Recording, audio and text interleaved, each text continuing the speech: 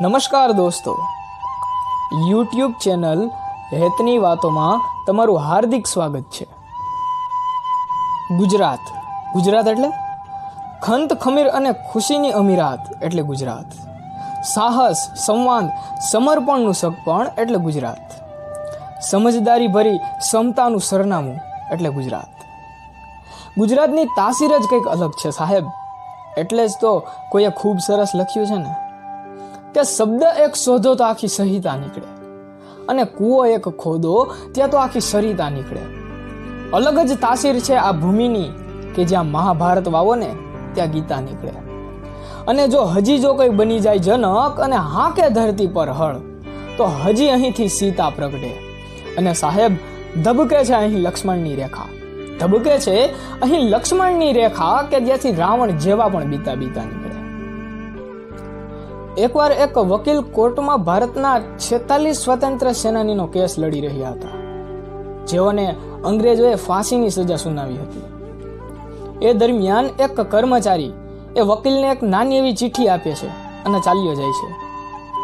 વકીલ ચિઠ્ઠીને વાંચીને બાજુમાં મૂકી દે છે અને દલીલ ચાલુ રાખે છે.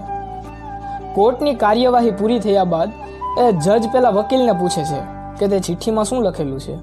એટલે વકીલ કહે કે એમાં મારી પત્નીનું નિધન થયું છે એવા સમાચાર લખેલા છે. આ સાંભળીને આશ્ચર્યથી જજે પૂછ્યું કે ચિઠ્ઠી મળતાની સાથે તમે એમની પાસે કેમ ન ગયા? તો વકીલે કહ્યું કે મારી પત્ની મરી ચૂકી છે, જેને કોઈ પણ સંજોગે હું પાછી નહીં મેળવી શકું. પરંતુ તો પણ હું એની પાસે જાત તો અહીં 46 નિર્દોષ લોકોની જાન જાત. કોર્ટની કાર્યવાહીના અંતમાં ચુકાદો આવ્યો કે એ બધા 46 સેનાનીઓ નિર્દોષ છે, જે માત્ર પેલા વકીલના કારણે થયું હતું. એ વકીલ હતા ભારતના લોખંડી પુરુષ એવા સરદાર વલ્લભભાઈ પટેલ. આજે આપણે એક કુટુંબ અને સમાજને એક નથી રાખી શકતા.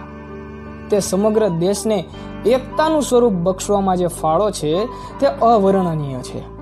ખાસ કરીને તો હૈદરાબાદ અને જૂનાગઢને જોડવામાં જે કાર્યવાહી કરી, તેમાં કુનેહ અને મજબૂત મનોબળથી કાર્યવાહી કરી, જેમાં ખૂબ સફળતા મળી.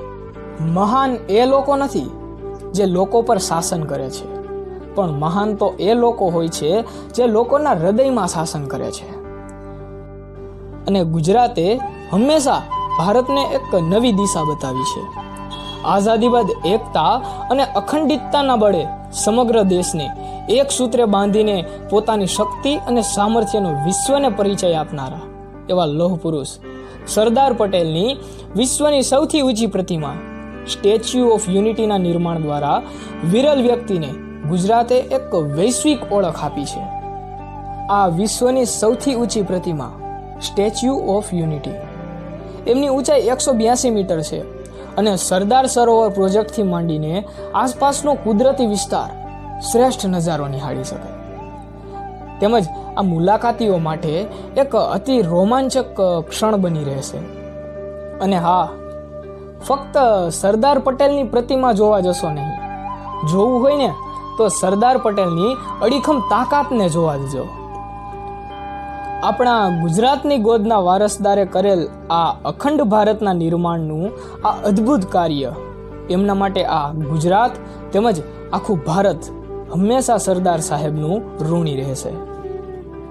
જો દોસ્તો આ વિડીયો તમને ગમ્યો હોય તો લાઈક કરો, કોમેન્ટ કરો, તેમજ તમારા અન્ય દોસ્તોને પણ શેર કરો. અને હા, આ યુટ્યુબ ચેનલ હેતની વાતોને સબસ્ક્રાઇબ કરવાનું ના ભૂલતા. એન્ડ હું છું તમારો friend Hardik Gohel. Thank you દોસ્તો. Bye bye. Download Moj.